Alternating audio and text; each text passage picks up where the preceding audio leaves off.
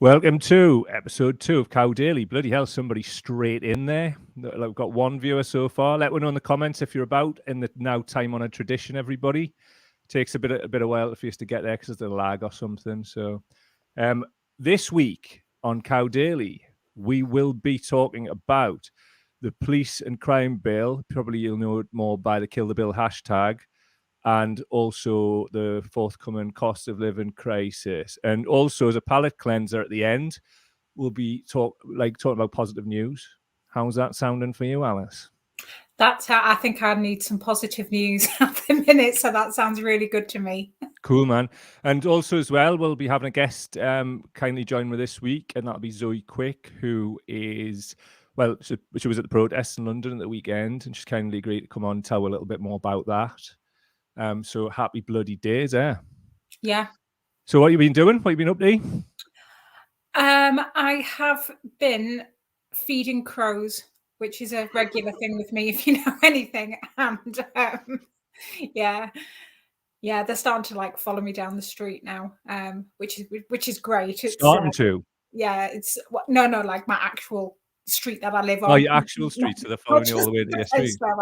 Not just in the place where I live. Yeah, so I'm starting to develop the kind of creepy reputation I've always, the teenage goth self, always longed for, really. And other than that, I've just been drinking really strong coffee, which is why I might seem like a little bit wired, because when you get into your 40s and stuff, it's kind of like, oh, should I have a cup of coffee if it's after 7 o'clock? It's like in the same way that you debate double dropping cowies when you're in your 20s or something. Well, I'm off the coffee completely now, completely off it. I just cannot do it. It just wrecks us, which is that's me 40. So I have a pucker peace tea in one of these travel to go cups, which I made 2 hours ago. A bit of yin and yang with our drinks. Just a bit. I mean, I'll provide the calmness as usual there. So, should we just get straight into it? Zoe's going to join me a little bit later, but if we get into the sort of policing and crime bill, because there's a lot to cover this week, as there is every week, and I mean, we could have covered a hell of a lot more, couldn't we? Also, just if people could go to the YouTube channel, and if you could watch with there, it really helps with, simply because we're trying to build up watch hours to monetize the channel and progress it that way. Also, it helps to go up with that algorithm, and we really want to try and focus on YouTube. So if you could go to the link in the pinned post on the Milk the Cow Facebook page, you'll go straight through to the Cow Daily YouTube channel. Or Instagram, if you're on there, if you go to the links in bio, there's one of those all link tree things. If you just go on there, you'll find the link for that. So starting off, just a little bit of an explainer on the policing and crime bill, just to get we're going. So the bill is a mammoth piece of legislation which includes major government proposals around crime and justice in England and Wales. It needs to be passed by both the House of Commons and the House of Lords to become law. The government has been defeated in the House of Lords on some of the bills. This happened last night. Some of the bill's most contentious parts, including plans to give police new powers to stop protests in England and Wales if they're deemed to be too noisy and disruptive. The bill now faces going back and forth between the Commons and Lords until agreement is reached. But some of the measures that the Lords rejected cannot now feature in the final legislation because the government introduced them last minute. Right. These include one of the most high-profile proposals, which would have made it illegal for protesters like Insulate Britain to cause serious disruption by locking themselves onto things. This measure could now only be brought back by the government in an entirely new bill, which is great. We're going to talk about some of the policing bill victories and things like that later on. So, next slide. So what powers do the police now have? If the police want to restrict a protest, they generally have to show it may result in serious public disorder, serious damage to property, or serious disruption to the life of the community. They can also impose specific measures on the routes of marches. So when it comes to major events such as COP26, details around protests are typically agreed with the organisers a week in advance. So Alice, my friend, what you saying? What do you think of that? We'll get onto the victories later, I think. Obviously there has been a little bit of good news around this. I think for me, it just gave me flashbacks of '94 when we had the amendments to the Criminal Justice Bill there, which for anybody who doesn't remember that or doesn't know what it is, that was a lot of the legislation which essentially kind of it made a rave illegal, but there was lots of other, it affected lots of different people, kind of people from the gypsy and traveller community, as does this bill as well, and was effectively going to make their entire way of life illegal. And I think the two things, those two bills, the one in '94 and this new one, which is the Police Crime Sentencing and Courts Bill, what they have in common is that there's actually loads of different proposals in it. And they'll pick, when they're kind of talking about it in the news, when you hear kind of any of the MPs come on or any of the ministers, they'll try and sell it in a way, they'll pick out the bits that they know the public are, really likely to support. And for this latest one of those was, part of the bill talks about the, not allowing the early release of violent and sexual offenders, having whole life sentences for people, who have premeditated the murder of a child, things like that. You're going to get massive amounts of public support. And they kind of don't talk as much about the other bits, which is the really worrying elements on, attacks on our civil liberties. And it was essentially going to make any kind of protest illegal because, what protest doesn't cause annoyance, really? Like, of course it does. It's always, it's always going to get in somebody's way, but that isn't a reason to bring in these measures. And it worried me. It worried me really, really greatly, because they were, they're looking at imposing massive sentences, like up to 10 years for damaging a statue. I kind of work on the fringes of the criminal justice system, and I see people not getting even a fraction of that for, sexual assaults and things like that, but for damaging a statue. But again, it's been hyped. That was hyped up so much in the media that you're going to get some people who are going to be supporting that and, saying, oh yeah, bloody protesters and things like that, particularly things like Extinction Rebellion and Insulate Britain, who have been in the news a lot. And again, as much as I don't agree with a lot of their tactics, there has been a great deal of demonization there. Of course, yeah. And that kind of that always kind of gathers some public support for bills like this. But what you've got to think about is, whether you like it or not, it's worrying, because every single liberty, single civil liberty that we have, every single one has been, it hasn't been given to us out the goodness of the heart of the politicians. It's been fought for, and that's everything from like maternity leave to sickness pay, to the development of the NHS and things like that. And that is why we desperately need to protect it. And yeah, it frightens me, if I'm honest. Yeah, I mean, the fact that like they're bringing in what is effectively fascist level controls in just England and Wales. I don't want to keep saying the UK, because Wales and Scotland appear to be a much more civilized place to be. Yeah, and I think as well, when you realise how bad it is actually when you see the way this bill is reported on in other countries as well. Like, there's like people around the world are going, oh my God, they're doing what? It's like in like the Dutch papers, and that, there was like this massive article about it in Al Jazeera as well. It's really, really, it's really, really terrifying. And the rest of the world is like kind of looking on in horror at what on earth is starting to happen here. I think Al Jazeera referred to the far right minister, Priti Patel. Really? Yeah. See, I've not really seen any international stuff, so this is all new to me. I've just been like obviously focusing on researching it from like UK media and seeing how they're responding and reacting to it. That's really interesting. Zoe's in the green room, so let's bring her in and just ask her a little bit about what went on at the weekend, shall we? Yeah, definitely. Zoe, how are we doing? Hi, Zoe. Hi, nice to meet Nice you. one. I'm massively relieved my equipment works for a start. Yeah, it's good. Do you want to tell everybody where you're calling in from? So I'm calling in from Cumbria. Here on the bus where I live at the present time. So what's your setup? Because it will not be Wi-Fi, is it? Is it like through like a 4G dongle or something like that? Yeah, well, I'm actually I'm not completely off grid. I do pick up a signal from a neighbour, so I've got I do have Wi-Fi. Ah, good stuff. So Nice hopefully it'll keep going. Well, Zoe, it's very kind of you to join. And obviously, just for the viewers and listeners, the reason we've asked you to come on is that you were actually at the protests in London. Was it in London at the weekend? Yeah. Yeah.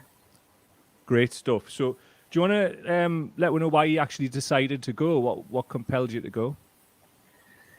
Well, it's not the first Kill the Bill protest that I've been to, although the previous one I went to was quite a small local one. Obviously, my ability to travel around the country and attend all these protests is somewhat limited. But it was fortuitous. I was in London anyway that weekend. I would have gone to one probably more local if I hadn't have been, I must admit. But it was a stroke of fortune from my perspective that I was down in London that weekend, so I was able to attend one there. I've been on the Kill the Bill protest previously because it's such an incredibly important piece of legislation to resist, as far as I'm concerned. As I'm sure you may have already discussed, the powers within it to try and quash people's ability to protest, and the powers within it also to try and quash people's ability to carry out a nomadic way of life, and to strip away the rights of a whole sector of our society. You know, the cultural traditions of an ethnic group within our society. I mean, it's a racist piece of legislation as well. Do you want to expand on that? Are you talking about the GRT sort of gypsy traveller community? Yeah, so I have a little bit of background in myself in that I lived with the convoy for a while in my teens. And so I've lived with that sort of traveller lifestyle. I've also spent quite a lot of time around Gypsy and Roma people in various different times in my life. I used to live somewhere where there was a regular horse fair, that kind of thing. And the powers that they were bringing in, that they want to bring in to do things like impound people's homes, and to do that really swiftly, to give you virtually no time to move on before they can come along and take your home away from you, which is making people immediately homeless as well. When we live in a time with such a massive housing crisis going on, and I used to work in homelessness very recently. I used to work with rough sleepers very recently, and I'm very aware of the housing crisis going on. I can't afford to rent where I live. You know, that's pushing more people into that. But there are other ways of living as well, other ways of getting by, and they know that. You know, so as well as that persecution of a sector of our society and their traditional way of life. Why do you think that? What do you think their motivation is for the persecution? Because I can't get my head around why that is. Why do they want to kind of drag people back into what they consider to be an acceptable way of living? When I was discussing this with someone on a forum the other day, when I myself was living on a traveller site many years ago. I mean, this was when I was sort of 18. So it was in the early 90s. Many years ago, there was a family there, the only family that had children, and they were being put under pressure by the council and social services. We've offered you a council house, you have to move into it, otherwise we'll take your kids into care. And they've done that kind of thing for a long time, you know, under the radar, because nobody's paying any attention to that apart from the people who are affected by it. There's always been a pressure to try and push people away from those alternative ways of living, and I think it just terrifies the mainstream. It attacks their ideology. In a sense, it's another form of activism, to live differently, to live outside of the norm. I think that really makes them nervous. I think that this whole piece of legislation is about how nervous we make them in one way or another. You know, this is seeking to demoralize and criminalize dissent and alternatives. Indeed. I mean, just in line with what you're saying, Zoe, there's one of the biggest and fastest growing subreddits on Reddit is our anti-work. And there's this kind of like sort of meme that's happening around the world where people are realizing that capitalism is not serving their needs and they're working to make somebody else rich and giving away parts of their soul to do it just to survive, or even in some cases barely subsist. So there's been like a spate of mass resignations, particularly in America, where people are like, fuck it, you do it. So I think that is terrifying people. And we're going to talk later in the show about the cost of living crisis as well. So I hope you stay tuned for that, because it'll cover some of these things. I mean, for me, like with the traveler lifestyle, like you, we were involved in the rave scene and whatever else when we were a bit younger. And obviously, you know, back then it was the illegal scene. It was like very traveler led and like lots of different kinds of people. I think they're scared of that too. I think they're scared of lots of different people from different stratas of society coming together, particularly in that kind of like dancing and drum beat thing, because historically that's always brought people together anyway. As humans, it's innate. So I think there's sorry, go ahead, Al, that's what you're going to say. Yeah, I said that is what happened in '94. I mean, you saw like the punks and the ravers and the hunsabs and the travellers all actually working together, and I think they were a little bit like, oh shit, like what, you know? Yeah, they were crapping themselves about it. I was talking when this bill first came in, when we first started talking about it last year. I was talking with friends again from the sort of old school traveller community, people that I've met online and things like that, about the fact that this feels like it's the 80s and early 90s again, all over again. It's that intensification of trying to shut us down, that alternative culture, that DIY culture, that people building stuff at grassroots level, rejecting the mainstream. It's got a similar feel to it. Right? Yeah, definitely. And I think, you know, you're right to bring up about the seizure of homes as well. And I think that's what people don't realize is, you know, kind of how devastating that would be. And that community's already been hammered by these legislations, which is what I was just saying before. And I've worked alongside sort of the Gypsy and Traveller community in my work as well. And I've seen, you know, and this is going back years ago, but things like bailiffs setting fire to their belongings and then saying, oh, look, you know, to the community, or look at the mess these travellers made, when it was actually them that did it by setting fire to their stuff. One of the Gypsy and Traveller liaison officers for one of the local authorities as well was also based in the pest control department as well, which really gave you a bit of an idea about how they were viewed. Wow.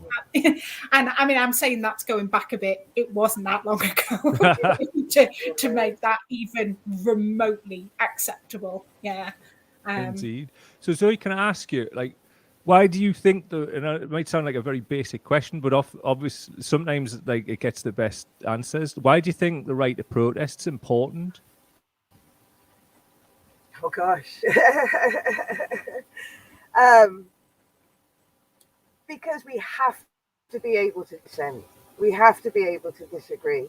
We have to be able to have a voice to do that with, and we have to have a voice for those people as well who can't do it for themselves. You know, I was thinking about this question loads all day, and I was thinking about, as an example, I was fortunate enough to be able to go up to Glasgow for the COP26 protest as well. And when I arrived, I ended up joining up with one of the Extinction Rebellion groups. And at the front of the Extinction Rebellion group, there was, they were called the Sapara tribe from the Amazon. Representatives who had come all that way to march with Extinction Rebellion in Glasgow with a baby, and it was beautiful to see them, but it was also really, really painfully poignant for me, because When I first started protesting, which was around about the age of sort of 14, 15, I got involved with CND, I got involved with Greenpeace and Friends of the Earth and stuff like that. The very first picket that I ever did, the very first on the street protest I ever did, was outside McDonald's, and it was about deforestation in the Amazon and for production of beef. And it really hit home to me that is 34 years ago, and most of it's gone now. Like, so much of it's gone now. And these wonderful people coming all of this way to still try and stand up for that environment and stand up for their rights. I think that they are trying to demoralize us into compliance. And I think that, you know, by criminalizing protests, that's what you do. You try and demoralize people into compliance because you make it such a risk for them to speak out and to stand up that they're afraid to do so. And for me, that's, as well as physically quashing protest with police officers and arrests and everything else, it's trying to do it in people's minds as well. It's trying to instill that sense of fear and risk about exercising your democratic right to dissent, which is at the heart of our democracy. Yeah, I mean, you know, I could speak. I mean, some of the best things that have happened. So important. Yeah, indeed. I mean, it's a great answer. And some of the best things that have that are in our society are as a direct result of protest over the years. Absolutely. You know, I think Liberty described it as an attack on our political participation, was how they worded it as well. And it absolutely is. They're even trying to target, you know, the bill was even going to target legal observers, which is terrifying. Legal observers, if you don't know, they're not active participants of a protest. They're just there to make sure that if people get, kind of watch what's happening, make sure that there's kind of no breaches of human rights, making sure that people have access to solicitors and know what to do if they get arrested. They're literally just passing out information to it, and that's it. The fact that they were also under threat from this as well just kind of shows you the sort of direction the state is starting to go in, and has been for a long time. Indeed. I mean, like, I must admit, I have been quite scared myself as well, but I mean, obviously, we slag the House of Lords off quite a bit. I don't think it should exist. But if it didn't exist, then there wouldn't be this kind of like game of ping pong as it's been described between the Commons and the Lords. And there were some victories last night. So I'll just pull them up on screen and maybe like see what you are saying about them. So one of the wins last night, criminalizing protests that were deemed too noisy or disruptive, was defeated by 261 votes to 166 in the Lords. Criminalizing locking on, and I gave a cheer when I saw this one, whereby protesters lock themselves together or other objects to make it harder for police to move them, was defeated by 216 votes to 163. Criminalizing interference with key national infrastructure such as printing presses, roads, railways, and airports were defeated by 198 votes to 153. Obviously, for people like Insulate Britain, Extinction Rebellion and whatnot, that's a really great thing, because lives could have been ruined if that had passed. I was thinking the other day, if they had brought this in when me and you were really active, Mike, we'd be live streaming this from HMP Low Newton in Northumberland. Yeah, would have got somebody to get a drone with a phone. Get that in there. But we did lock-ons, we did occupations, we did all of this stuff, and now we're seeing like kids who were even younger than us back then doing this, kids who are in school and getting involved in all of the climate change protests, and it effectively would be criminalizing them from a really, really young age. And I don't know if either of you saw the letter. There's like 350 clinical psychologists and clinicians and academics who've signed this letter saying they were really worried about the effect this bill was going to have on the mental health of young people, and its ability to isolate and kind of disempower them. Indeed, man. So some further wins: criminalizing obstructing major transport works, defeated by 208 votes to 154. Bit close to that one. probably a few populist bits of thinking from the Lords there, because it's never been off the front pages, like whenever there's a Insulate Britain thing happening. Allowing police to stop and search people if they suspected an offence was being planned. That was defeated by 205 votes to 141. Allowing police to stop and search people at protests without having to give a reason. Defeated by 212 votes to 128. Allowing the courts to ban regular protesters from even attending some protests. Defeated by 199 votes to 124. Some people must have went to the toilet. They have done some quick maths. So there's another slide after this, but let's focus on these ones. I mean, what that actually means for people in real life. I mean, criminalizing people like en masse like this is absolutely stupid. Simply because, you know, a lot of protesters are quite young. What would this look like on DBS checks if they were to work in certain sectors? Obviously, they're out there trying to work on behalf of us. The question before I move on to the next slide for like either of you is, like, why are they targeting the protesters rather than, say, targeting climate change? What do you think that's about? Lobbyists, basically. They're not going to target climate change because there's certain lobbyists who you know, kind of will pay good money to make sure that they don't put that sort of legislation in, really.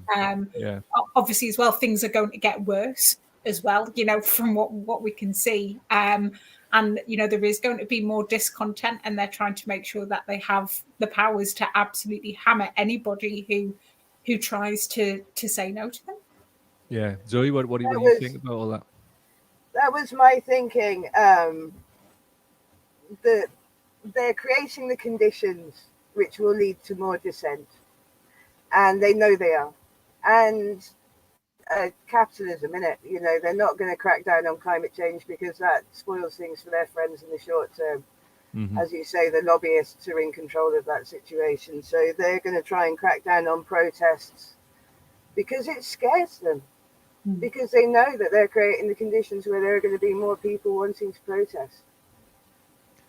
True that. I mean, it's always scared them, but I think they've looked at this majority that they won in the 2019 election and thought, shit or bust, let's just try and get as much as we possibly can in. I think from doing some reading since last night's Lord's stuff, a lot of these things that they brought in, they've managed to jettison them in the Lords, and they can't actually bring them back when it goes back and forth between the Commons because they were last minute ones. So the way that it works legally within the Lords is it's voted on once and then it's kicked out. So we're fortunate in that regard. But as we'll maybe expand a little bit on later, the Tories could just put a whole new bill in with them and then try and pass them. So we'll see. But final slide on some of these victories. The Policing Bill's third reading in the Lords, which peers can suggest further changes, will take place on the 25th of January.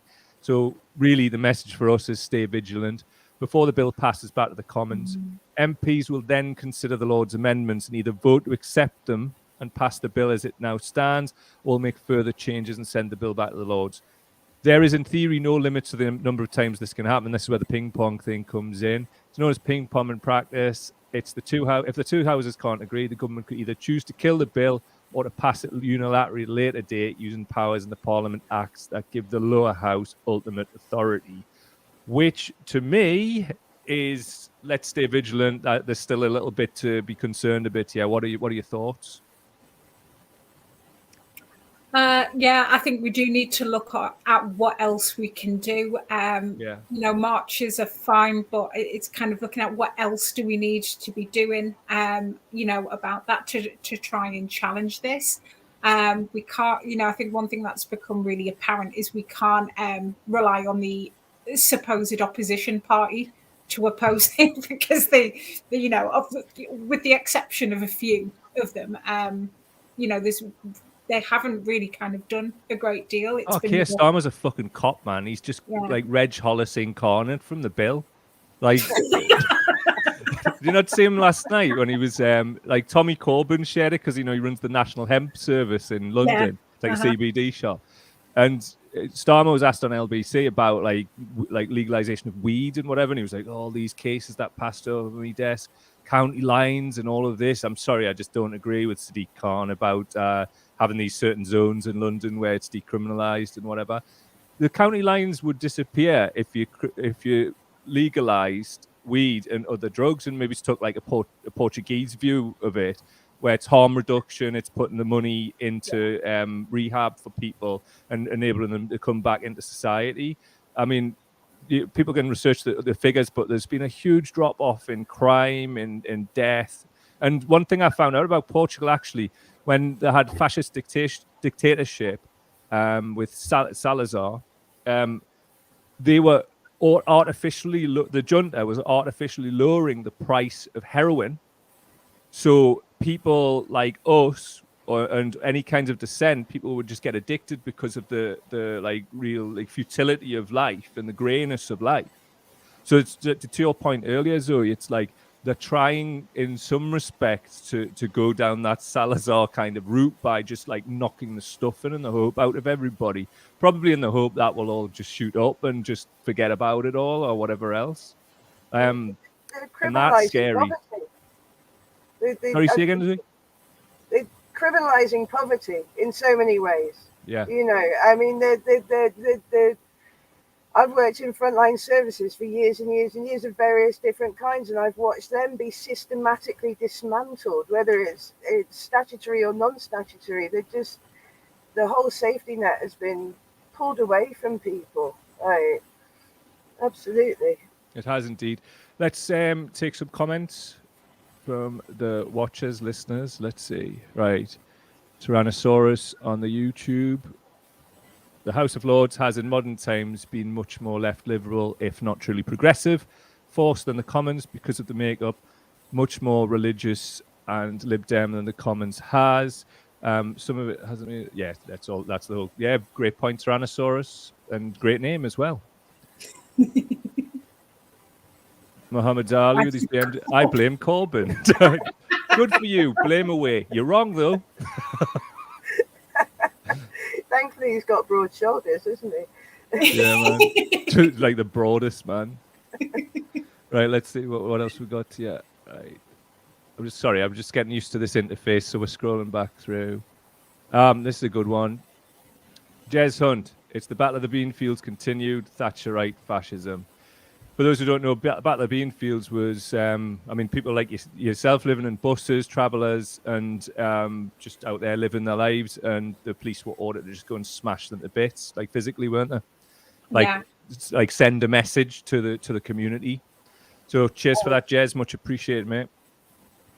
I mean, Zoe, like, have you ever encountered anything like, maybe it's not to the extent of the Beanfield, or were you even there? No, I wasn't at the Beanfield, although I did know people at the time who were, and I know of the brutality that happened there, which included pregnant women assaulted with batons, included children watching their homes be torn apart and burned in front of them on the field as the eviction was carrying on. I mean, a lot of the footage has now been released that was withheld from the British press for a long time after the Battle of the Beanfield. They didn't want people to see what they actually did. It took many years before that was released. I have witnessed, I have been in a quite violent eviction, illegal eviction from a squat previously, and I've witnessed brutality at protests and things like that. But yeah, I mean, for me, surely it would be, if we want to think like a Tory, economics, right, money, surely it would be much more efficient to provide spaces around the country, proper sites for travellers to go to, and not have to like pay for all this policing, X, Y, and Z. So I think that adds like to the point of what you're making, that it's actually an attack to try and like just completely eradicate that lifestyle. It is absolutely. There used to be a legal requirement for every local authority to provide a site, and was that removed with the CJB, or was that another piece of legislation that they brought that into? It was around about the same time. It was around about the same time that they removed that local authorities didn't have to provide a space anymore. Indeed. So, final question before we let you go, Zoe, and for everybody, really. I mean, like, what's next for the movement? Obviously, first thing we've got to do is stay vigilant. January the 25th. Was it February the 25th or January the 25th? January the 25th. is the next reading in the Commons and the Lords. So what's next for the movement in general? Like, big victories last night, lots to be positive about, but what's next? Well, as I think, as you said, stay vigilant, and keep campaigning, and keep being noisy, and keep being a nuisance, and keep resisting. I have to say that my big takeaway from the protest in London, the big massive positive from that protest in London, what gave me so much hope, was coming away with the sense that they've actually massively shot themselves in the foot with this bill, because of the fact that they have united so many different causes under one banner. So everyone who has a vested interest in their right to be able to dissent, and everyone who has a vested interest in their right to be able to protest because they are part of a movement, is being brought together by this, or the vast majority. There were so many different perspectives, so many different groups present at that protest, standing shoulder to shoulder in solidarity to support each other. And for me, that was huge. So I think that carrying that spirit forward as well, that spirit of working together for change. But, you know, joining the groups, following this, there was a massive digital protest, which was, they believe, quite effective as well in assisting with changing the mind in the House of Lords. So, you know, people writing to the Lords, people writing to their MPs, emailing in, phoning in, that kind of thing, I think is an important aspect as well. You don't have to be out on the streets at a march. There's all sorts of ways to get involved with that. Indeed. I mean, you speak of togetherness, and we've lacked that a lot the last couple of years. So it was a beautiful thing to see, like a lot of the footage from the weekend and people coming together. And obviously, Mohammed mentioned Corbyn before. I saw a speech that he gave, and it just makes us smile. You know, he's talking about hope and love and coming together, and how movements come from that. And, you know, he was in Parliament Square, the Chartists, the suffragettes, and like there's a long lineage of protest that we should never forget about in this country, and obviously beyond too. And a lot of that is like changed society for the better. Just what Mohammed said about blaming Corbyn before. He said sarcastically, "We like a bit of clarity on this show." Welcome back to the fold, Mohammed. Hey, Zoe, I can't thank you enough for coming on the show, mate. And you were the first guest on the live stream ever. It's the second one we've done. Wow. So you are the first. So thanks so much. And yeah, I really appreciate it, man. Like really appreciate like what you've done by attending the protests at the weekend. And for many of us who couldn't be there, you know, you're carrying that torch for us all. So thanks to you, and obviously thanks to everybody else who was there in London, Manchester, and wherever else. Just got all the love for you. You know what I mean? Definitely. Cheers, mate. All the best. Right, cheers. Bye. There's Zoe there, everybody, and hey, what a great person there. Oh, that was lush. I love that I love that she's doing it from a bus as well, and like we're whinging about doing it from our houses and the problems we have, and she was great. And I was whinging before about like, oh, it's either too hot or too bloody cold in this house. I went and got a blanket, and then like when I put you on full screen before, I was like, I'm too hot. I've got to take this jumper off, and now I'm cold again. So like, I might put you on full screen the next section and put my jumper back on. Continuity's fucked, but like it's freezing. It's fine. It's fine. But Zoe was telling it. I was saying, oh, what's it like living in a bus? When I was speaking to Dane, she said, lovely, brilliant, love the freedom, but it's bloody cold at the minute in the morning. I bet it is, you know. It is, yeah. But fantastic, man. Really, really pleased to have her on, and what a great first guest there. Yeah, mint. And Tyrannosaurus there. Thanks, Zoe. Joanne G. Thanks, Zoe, and others as well. Really good stuff. Right. The next section is about the cost of living crisis. So just bear with us. I'll just pull up slides for this. And as I say, we've got a bit of video for you later, and also a bit of positive news too. But before that, if you would like to help us out directly, please go to the Cow Daily YouTube channel. Links in the description of this podcast, actually. I'll remember to put them in this week. So you can get that there. That would really help us. And as I mentioned earlier in the show, people might not have been here because obviously there's a lag on the stream. it's going to help us get like the watch hours that we need to get, and it's going to help us get the channel monetized and obviously progress the new project a little bit quicker. Another way that you can help and support is by becoming a patron and gaining access to MTC's private chat forum. That will pick up over time. The initial people are like in there, and we're trying to get the crack going. But you can do that by going to patreon.com/cowdaily. That's patreon.com/cowdaily.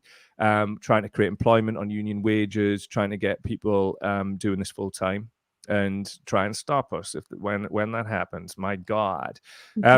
Bit of a bad time to launch something new, Alice, in January in the depths of winter when everybody's skint after Christmas on the cusp of a cost of living crisis, which is quite seamlessly a link into the next section. So that's patreon.com/cowdaily. Link for the YouTube channel. And also, if you're here now, please share the stream. Let your friends know all about it. It'll be progressing as the weeks and months go on, and that'll be nice for you, won't it, Alice? Yes. Right, what we got? Cost of living crisis. Let's see.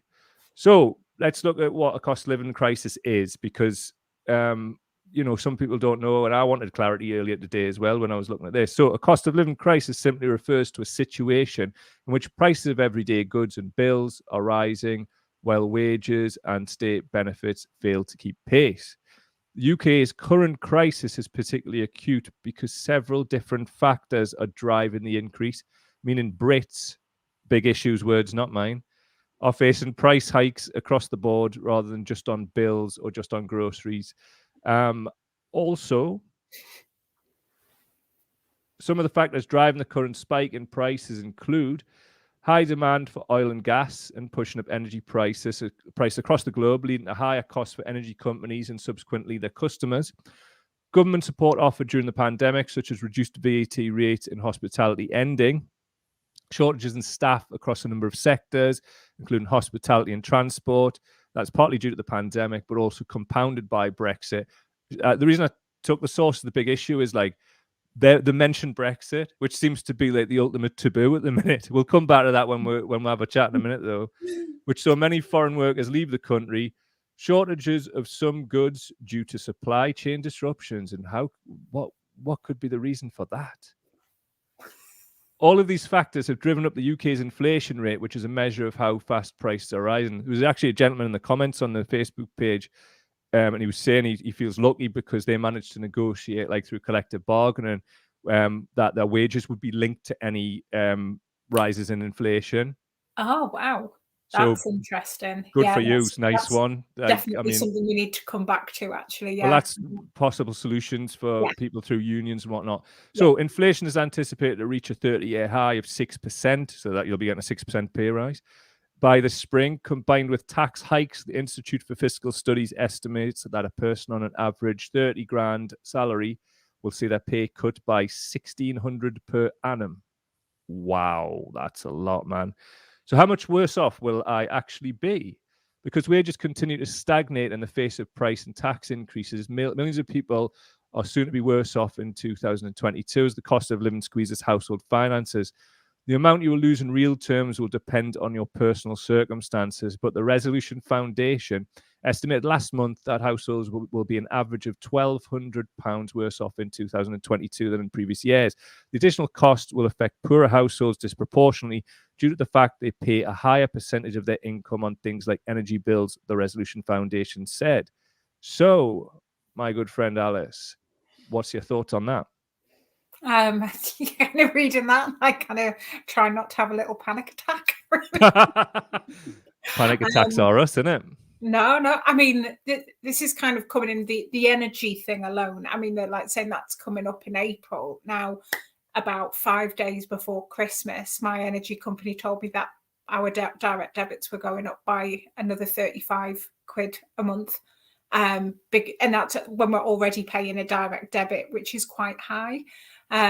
Because apparently what we were using wasn't covered in the direct debit, so they were hiking that up. I got told 5 days before Christmas. It's basically like the equivalent of about like 500 quid, and like, oh, we'll send you a bill in the post. Like, cheers. Cheers, mate. Brilliant time in that.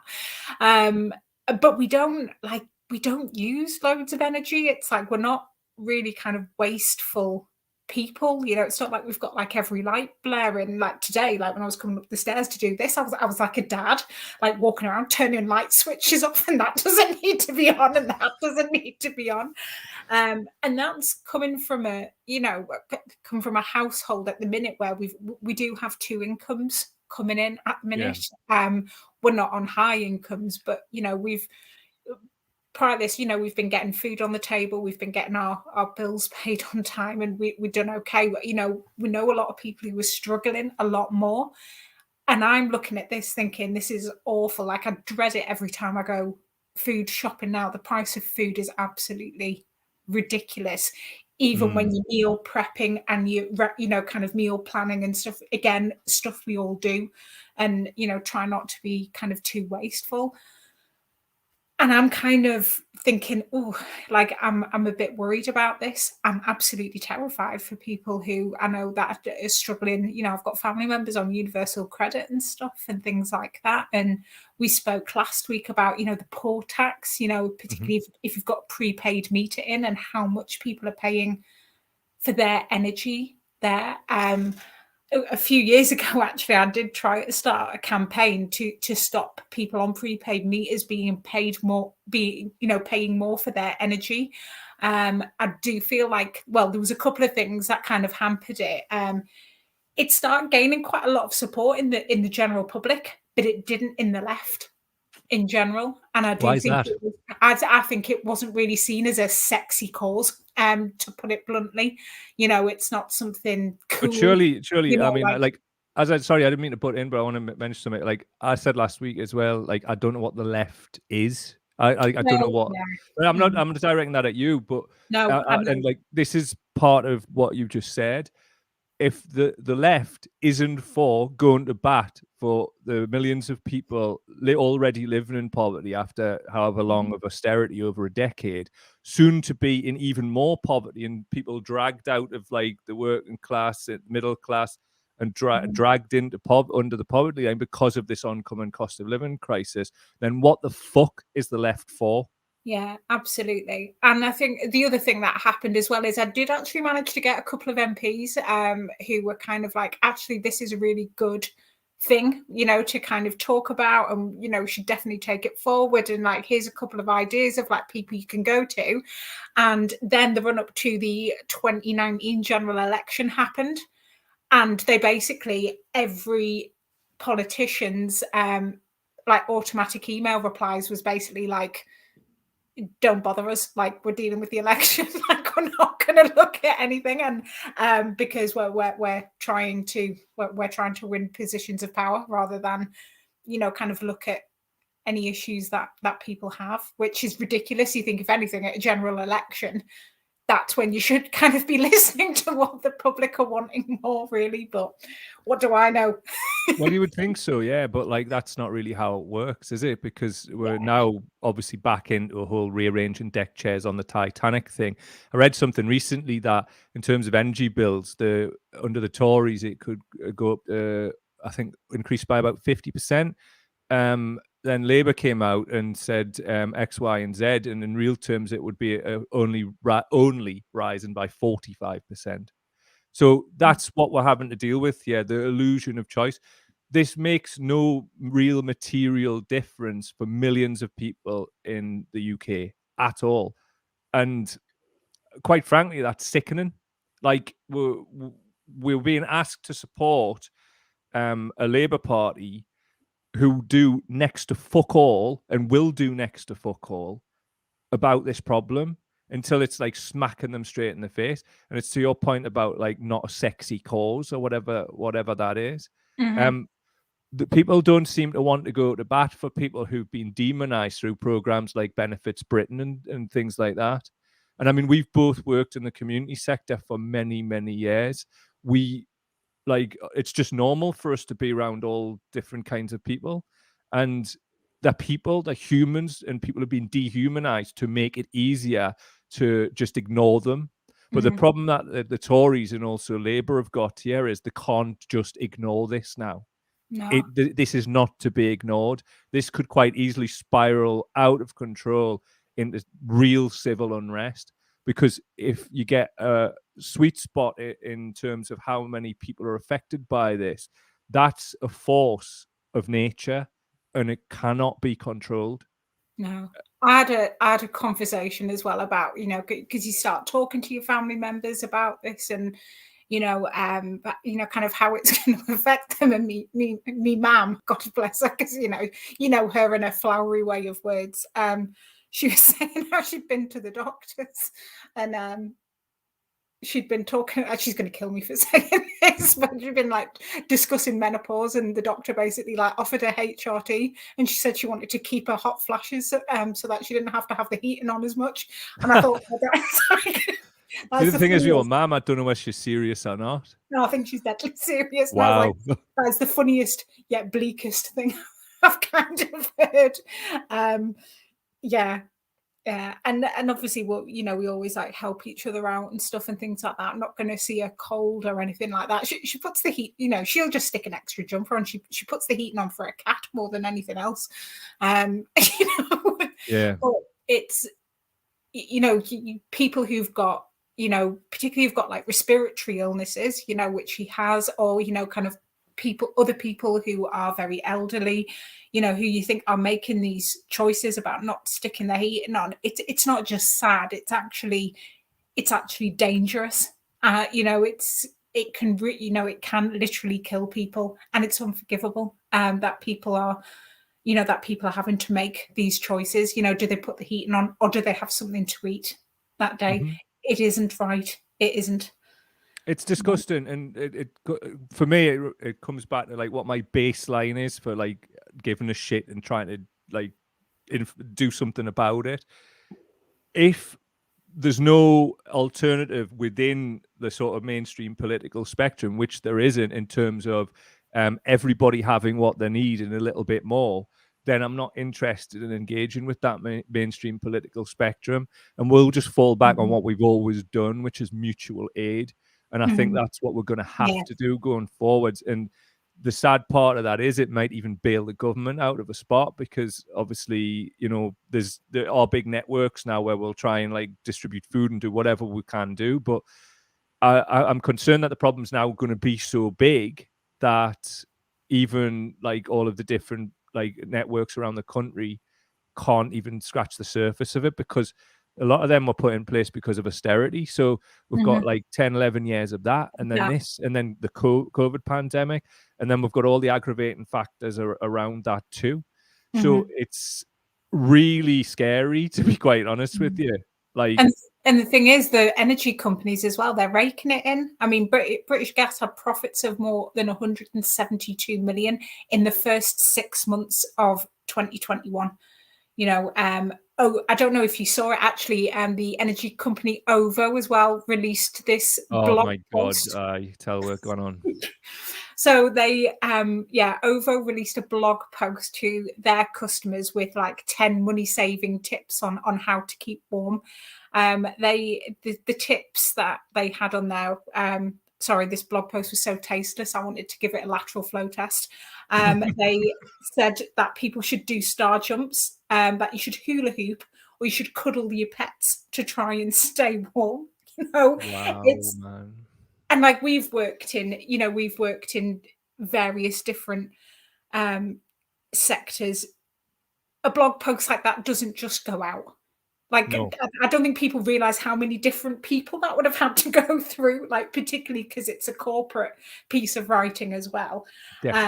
And did nobody read this thing and go, what? Well, the thing is, though, does that not speak to one of the aspects of this cost of living issue? For people in those positions who sign that off, they're generally going to be on like middle to reasonably high wages for like middle to upper management, aren't they? Yeah. So in terms of how this will affect them in their life back in their family home, they're probably going to be able to pay this, aren't they? And they'll probably be the people going, well, we should all pull our belts in and whatnot. And I'm not hating, not one little bit.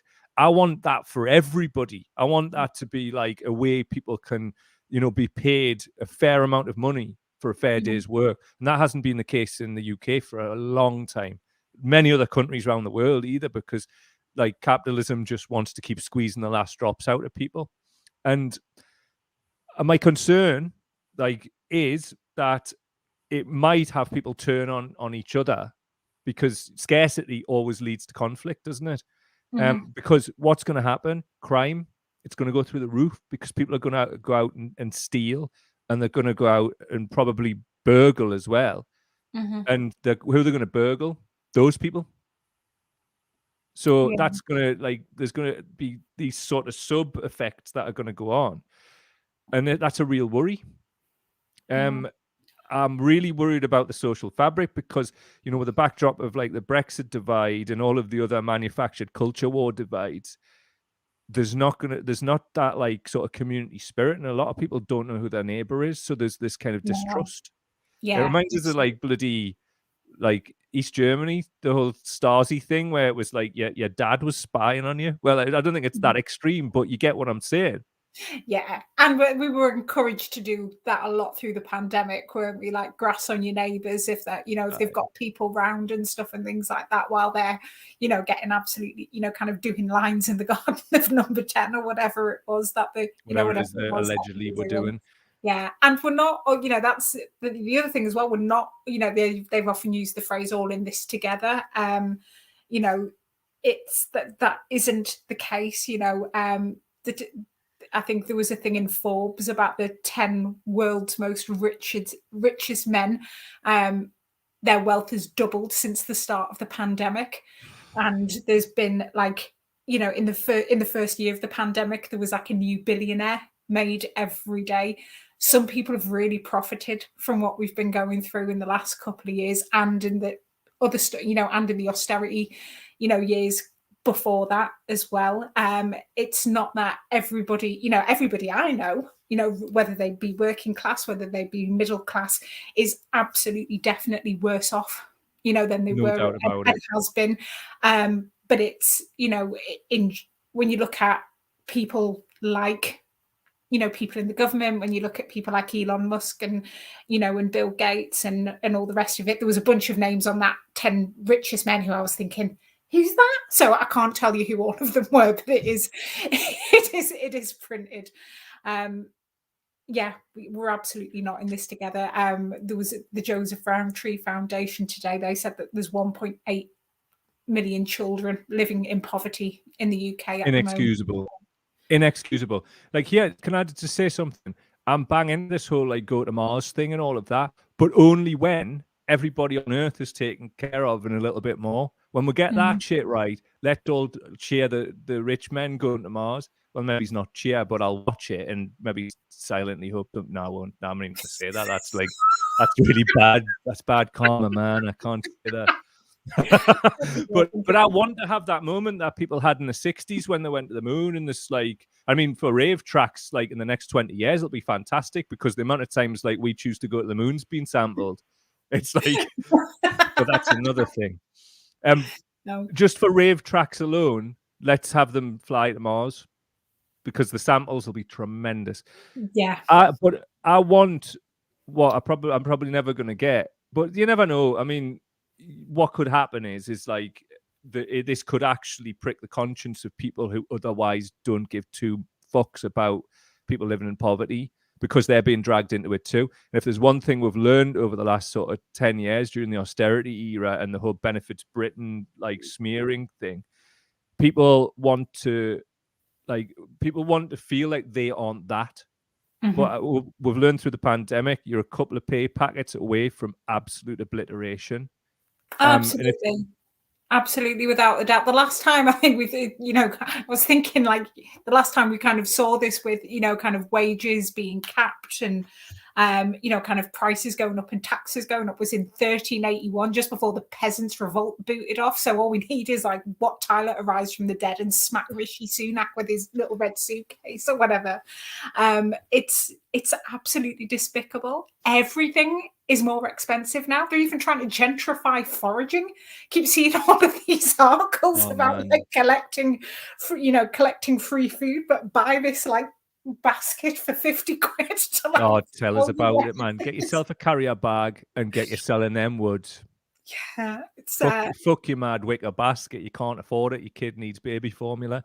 One thing I'd like to say before we move on to the positive news section, just as me dog's tablet alarm goes off, he's got epilepsy. Got to make sure he's getting his tablets.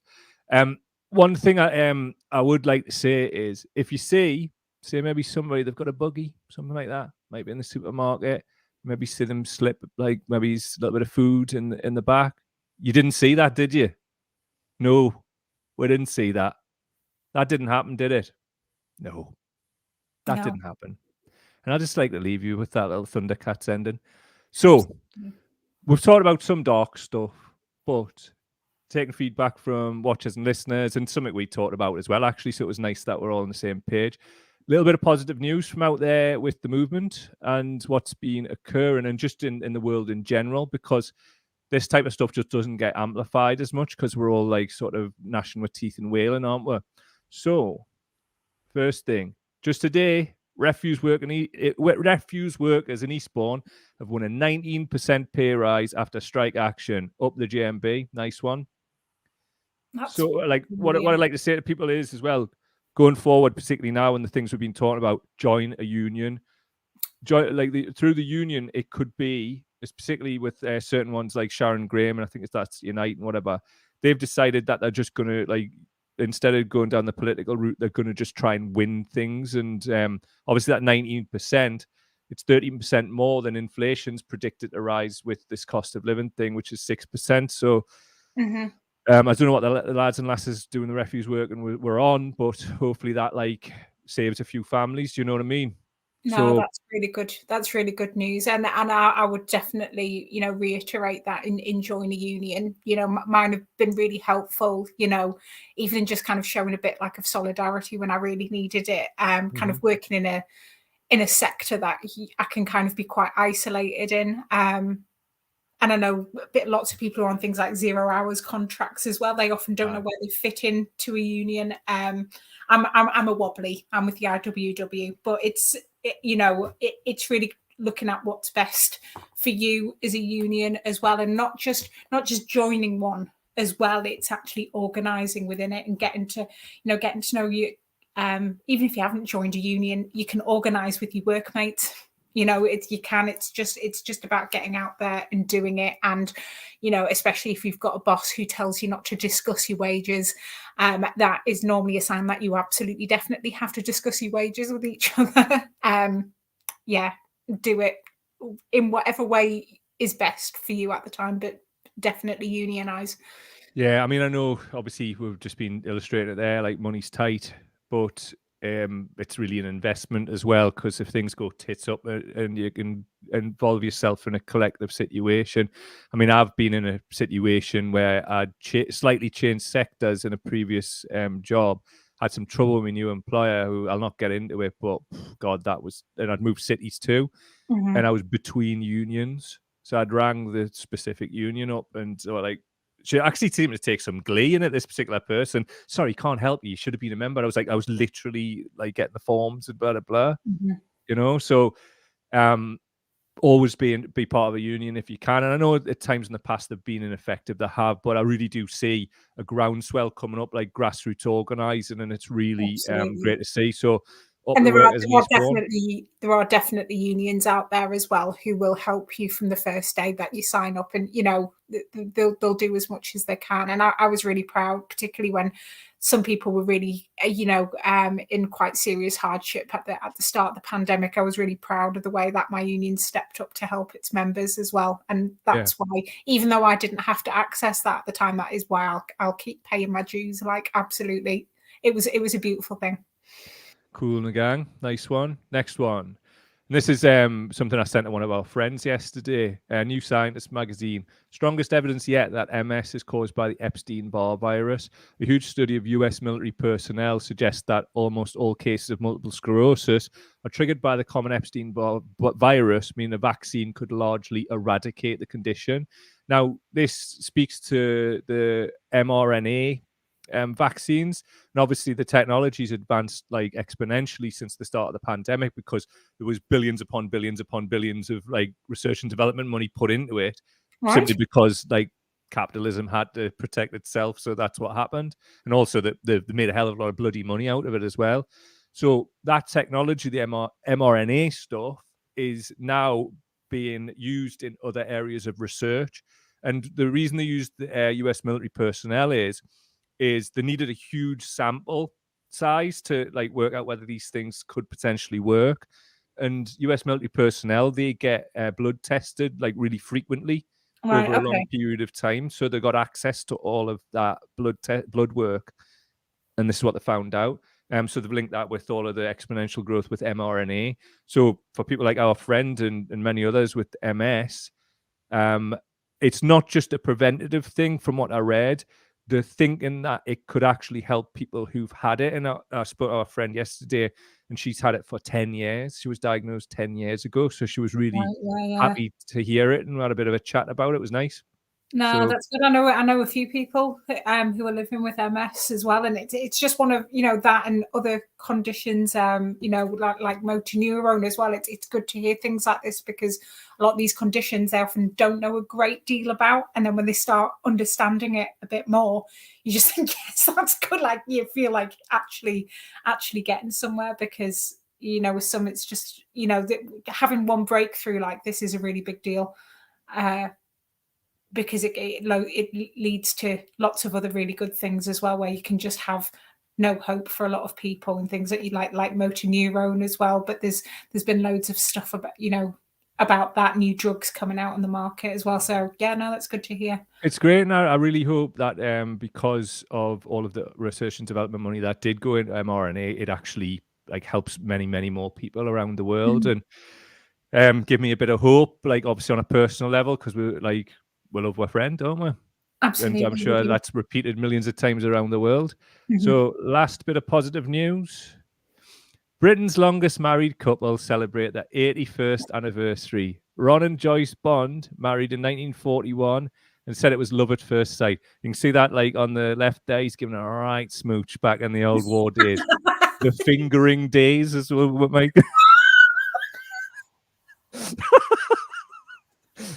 Big Ron there. Big Ron still got it on the right now, hasn't he? I actually saw this. I thought that and they were absolutely lovely. It was a proper like feel good story, really. I liked it. Apparently when they got married, like there was people saying it's not gonna last, and they're like, they're both over 100 now. No, that's absolutely lush. That just a lovely thing, isn't it? And I mean, my grandparents, they all of them died by the time I was 8 years old. I mean, like, by no means was like grew up in poverty. I always had a safe place to sleep and eat and whatever. But I grew up in a council house in the 1980s with single glazing. So there was like ice in winter on the inside of the windows and things like that, Yeah, man. So like, but my brother, when they lived in the house before, for the first few years of his life, they still had an outside toilet. So if you think about like what my grandparents like had to go through. So my point is, I've never really learned about this stuff. So whenever I see things like this, it just like gives us a nice warm feeling. Do you know what I mean? I'm just like really happy for them, and just hopefully he's still on the finger, I promise you I didn't do all that like lovely preamble just to get to the fingering joke, but there you go. I can't help it. I'm a wrong'un. You are. Look how lovely they are, man. Oh, they're lush, man, aren't they? Just look at them, man. Like, live long and prosper, my friends. That's all I've got to say. I love older people, man. I really do. Like, I think like all this like boomer chat and all of that, it does a disservice to a lot of really good people. We don't want to collectivize them all the same. I mean, look, bad people are bad people, like whatever age group or whatever sector of society they're in. And let's have it right. I mean, a lot of people of like the older age groups that haven't grown up in the internet era. So without being disrespectful, they're a bit more gullible than other people, you know. So we'll come on to that. Actually, we'll do a bit on that about like sort of how people are like being like having their heads mashed up by bastards on the internet and how it's affected society. I think that's a good piece for a future episode. You reckon? Yeah, definitely. Defo, mate. So that is episode 2 of the Cow Daily live stream. Thanks to Zoe Quick. Really love talking to Zoe. She's a lovely person, isn't she? Yeah, that was and lovely. She's out there fighting for us all and our rights, and that's a beautiful thing. Yourself as well, Alice. Always a pleasure, never a chore. Pleasure to have you as a friend as ever. And what I'd like to do, just on the positive theme, actually, before we do that, stick a little banner out. Please do go to the YouTube channel. I know I keep harping on about it, and I will be for a long time. Yeah, I think we're on something like 1,600 subscribers, and we've just started like uploading and using it and that. And thanks to everybody who's done that and subscribed. People have been telling us they've been going on with like, they've got like alt accounts. They've got like 3 or 4 YouTube channels. They've been clicking on it. And like, we never asked them to. Really cool. Shouts to Cooler and that. If you don't want any of your dubstep and 140 BPMs, he's your kid. Follow him. He was kind enough to do that for us and other people too. So please go to the YouTube channel. If you want to get part of the revolution, then get involved in the MDC private chat forum. And you can do that by getting instant access by signing up as a Milk the Cow patron at patreon.com/Cow Daily. That will help us evolve this. It will help us bring more people into edit to do all of the things that you need to do, because we are taking this seriously. This is the inception of an independent media organization, and we want to try and do good faith media. We're going to use the money to be regulated by Impress, which is to a higher standard than the mainstream media, which are regulated by IPSO, and also join as individuals the National Union of Journalists. All that costs money, of course, and we welcome that regulation. We want to be regulated. We want to demonstrate very clearly when the attacks come, and they will, that, we've been regulated independently, quite frankly. So there you bloody well go. Thanks for all your comments as well. There was one that I actually do want to show. It was just in reference to what I was talking about. Like Paul Veronica here, he's from Belfast. 2 seconds. Touts get shot. For those who don't know what touts are, it's that's a grass in Belfast. You can see it written on walls by some people. Shouts to Paul as well. Paul's one of the initial patrons. Thanks very much, mate. I really appreciate your kindness and your positivity, mate. All the best. So, as I said, just in line with all the positive stuff, I'd really like to play you out with something that did give us a bit of hope, and it did give us a good feeling. And I absolutely love this bloke, unrepentantly. It's got nothing to do with cult and all this other bollocks that centrists want to spout. I just like him as a bloke, as a gadgie. He's a good man. And this is the big lad himself, Jeremy Corbyn, and he's at the Kill the Bill at the weekend. Thanks, Alice. All the best, and thanks for everybody who's been out there. From next week, hopefully, we'll be getting the audio stuff out. I'm just learning how to edit audio now, so just bear with us. But like I say, if you want to become a patron, we can get this stuff out quicker because we've got editors waiting in the breach. So happy days. Love to all. Here's the big lad, Corbster. Corbster, love it being part of Corbyn's cult. Bye, bye now, bye. Bye. Oh, he's lush. To be strong and thoughtful and confident enough to recognise that all over the world, young people have all the hopes, the enthusiasm, the imagination, the art, the music, the ideas, the science, the maths, and all the other things. They have that sense of determination, and they do not want to live in a divided, racist society. They support Black Lives Matter because it challenges that colonial history. They do not want to live in a world where we're perpetually about to go to war with somebody for something or other. Instead, they want to live in a world of peace where those resources can go for education, for health, for housing, for environmental sustainability, rather than war. And so, I finished because I've got a real serious look from Auntie down here. And I just finished by saying this. Thank you, because a protest, a demonstration gives people hope. gives people an opportunity and gives us that dream of what a better world will be. This square, this place has been the centre of protest. The suffragettes were here, the Chartists were here, and so many others were here. They're the ones that gave us what we've got. It's up to us to give the next generation what they haven't yet got, what we haven't got, but what we want them to have. Thank you very much.